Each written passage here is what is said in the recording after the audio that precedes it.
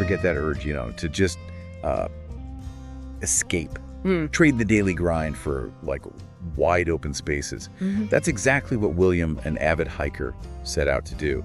But today, we're not just, lacing up our hiking boots. We're diving into the psychology of survival, the power of faith, and what happens when human resilience meets the raw force of nature. You see, William's story isn't your typical weekend hike gone wrong. Right. He documented his journey in meticulous detail in his journals, giving us a front row seat to not only the events, but his internal struggles. Oh, wow. Alongside his account, we've got some fascinating research on survival situations, the kind of stuff that makes you realize just how incredible the human spirit truly is. So let's set the scene. Okay. William, a man who finds peace in the solitude of nature, embarks on what he believes will be a routine hike.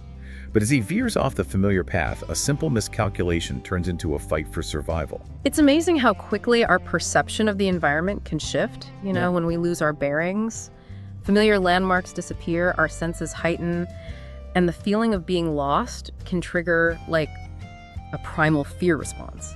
It's almost as if the wilderness itself senses vulnerability. Yeah. And in William's case, the wilderness wasn't holding back. Oh, no.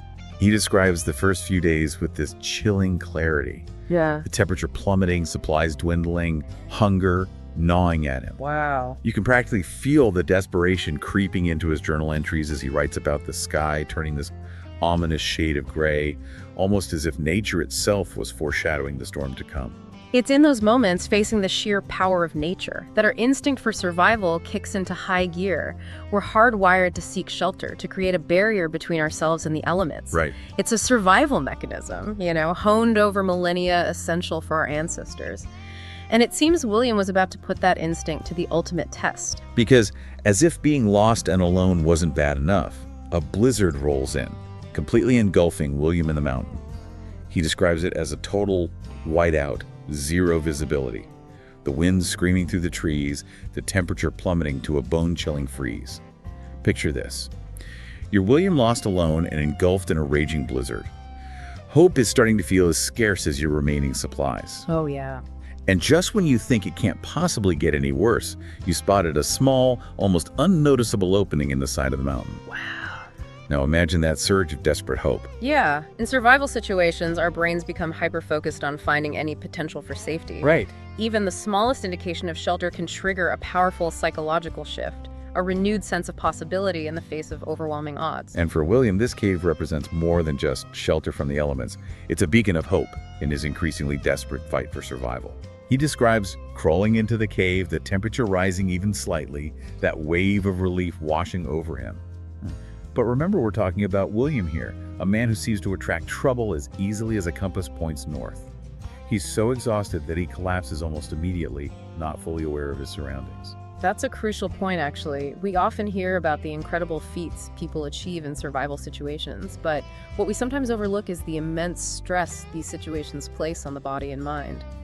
The physical and mental fatigue William was experiencing can lead to what's called tunnel vision, where your awareness narrows, focusing on immediate needs, like rest, sometimes at the expense of a wider assessment of the environment.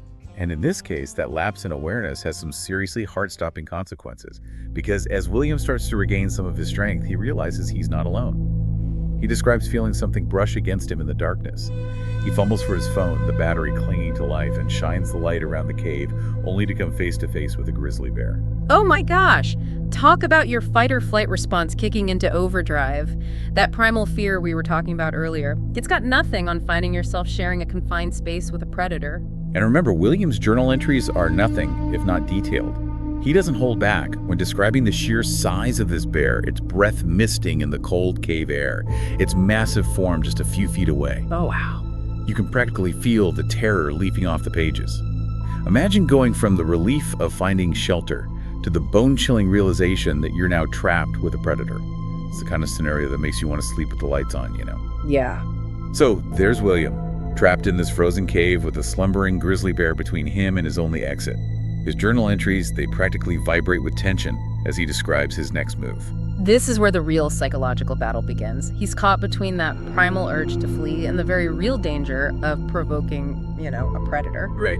The human brain under this kind of stress is capable of incredible calculations, weighing risk against potential reward in a split second. But remember, William is a man of deep faith, and in this moment of absolute terror, that's what he clings to. He writes about a simple, heartfelt prayer, asking for a miracle for protection. And get this, he specifically prays for the bear's mouth to be shut, drawing a parallel to the biblical story of Daniel in the lion's den. Case, that prayer seems to give him the courage to act.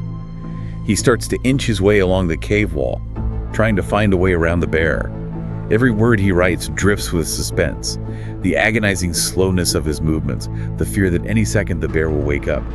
And then, just as he thinks he might actually make it, disaster strikes. He accidentally knocks loose a rock, it tumbles down the cave wall, and boom, the bear is awake. Oh man, I bet his heart stopped for a second there. I'd say. He's staring down this massive grizzly, bracing himself for the worst, but then, well, the bear does something completely unexpected. It just leaves. You kidding? I'm serious. Yeah. William describes it as this almost comical moment. The bear, instead of attacking, just kind of shrugs off the whole rock-falling incident, lumbers out of the cave into the blizzard, and disappears. Wow. Talk about a twist of fate. Right. But of course, William sees it as a divine intervention, an answer to his prayer. The impact on William is undeniable. He survives the blizzard, gets rescued a few days later, and emerges from the experience with his faith completely unshaken. It really makes you think, doesn't it, about those moments in life that challenge our understanding of the world, those events that we can't quite explain. Whether you attribute them to chance or something more, they certainly have a way of staying with us. Absolutely. And that's what makes William's story so powerful, so thought-provoking. It leaves us with more than just a thrilling tale of survival. It leaves us with a question. Have you ever experienced something that defied explanation? Something that made you question your own beliefs about the world? Something that, like a beacon of hope in a blizzard, reminded you of the resilience of the human spirit and the mysteries that still linger in the shadows of our understanding? Keep that question with you as you head back out into the world.